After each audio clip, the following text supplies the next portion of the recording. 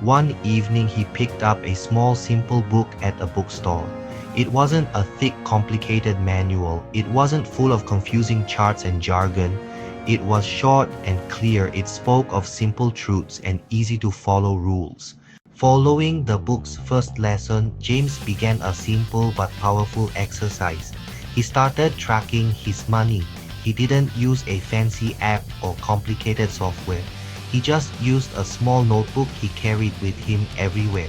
Every coffee he bought on the way to work, every lunch he ordered online, every small impulse purchase at the grocery store, he wrote it all down. At the end of the first week, he sat down and looked at the list. He was truly surprised to see where his hard-earned money was actually going. The daily latte, the streaming services he barely watched, the takeout meals, they seemed like small things, but they added up to a significant amount. The book called this process finding the leaks. Most people don't overspend on one big extravagant thing. Their financial security is slowly drained by dozens of small, mindless purchases. For James, seeing the numbers in black and white was a revelation. It wasn't about judgment or feeling guilty. It was about awareness. He identified the things that didn't bring him real value or joy. He cancelled a gym membership he wasn't using. Instead of buying lunch every day, he packed his own 3 times a week. He brewed his coffee at home. These weren't acts of painful sacrifice, they were conscious choices. He was redirecting his money away from waste and toward what truly mattered to him, his peace of mind.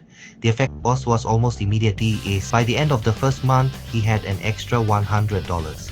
He was no longer a passive victim of his circumstances.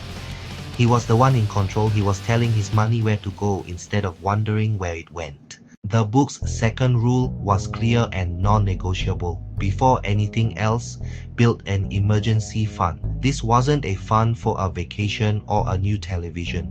It was a fund for life's inevitable surprises. Flat tire, leaking roof, unexpected medical bill. Create a cash cushion that absorbs a shock without new debt. He opened a separate savings account and started with just that first $100.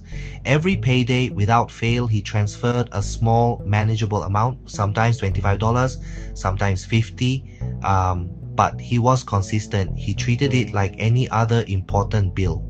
He watched the balance slowly grow, and with it, a feeling of security.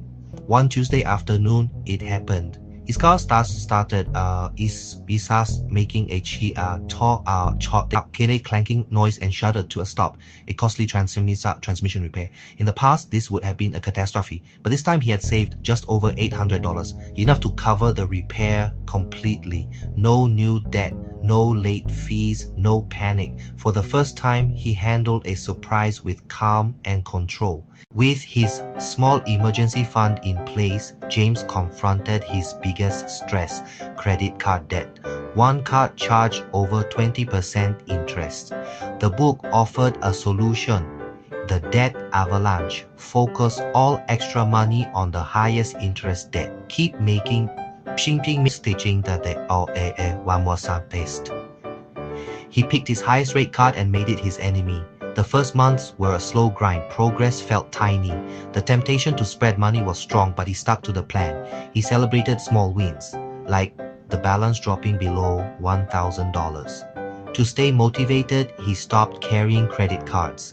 He used his debit card. He used cash. The habit change stopped him from digging deeper.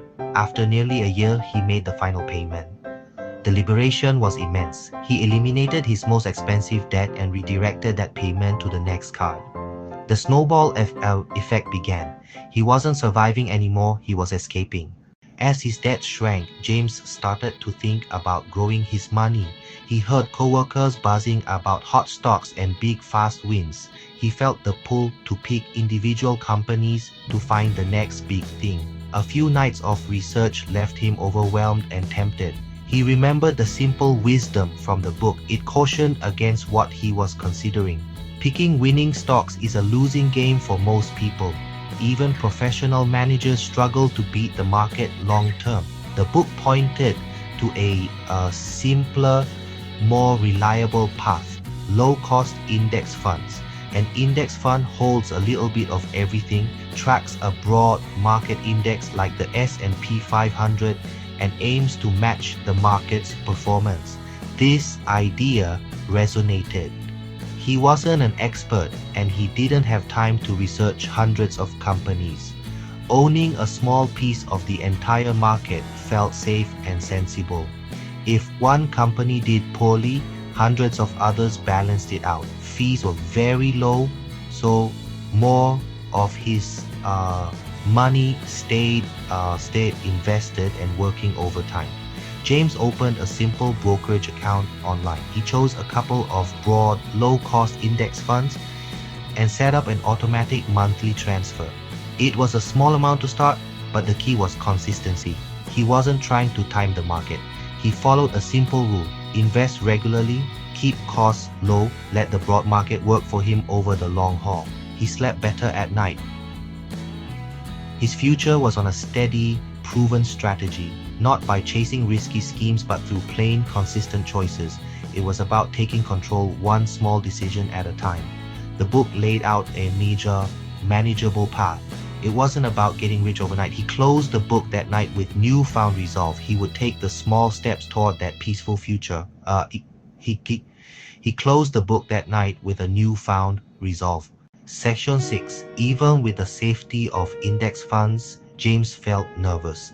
The book introduced diversification. Don't put all your eggs in one basket, even if that basket is a stock market index fund. True stability comes from spreading investments across stocks, bonds, and cash. In booms, stocks shine. In downturns, conservative investments like bonds often hold value or rise. A mix smooths out the ride. He chose a target date retirement fund, which automatically diversifies and gets more conservative as retirement nears. This set it and forget it approach ensured diversification without becoming an expert. He checked his mix once a year. He was building wealth the way a tree grows, quietly, consistently, with roots that withstand storms. This steady approach gave him a profound sense of security. Section 7. About 2 years in, the lesson James needed most arrived. The market took a sharp downturn. Headlines screamed, his account value dropped. Panic crept in. His first instinct was to sell everything. Friends chased hot stocks before. Now they were selling at a loss, saying it would never recover.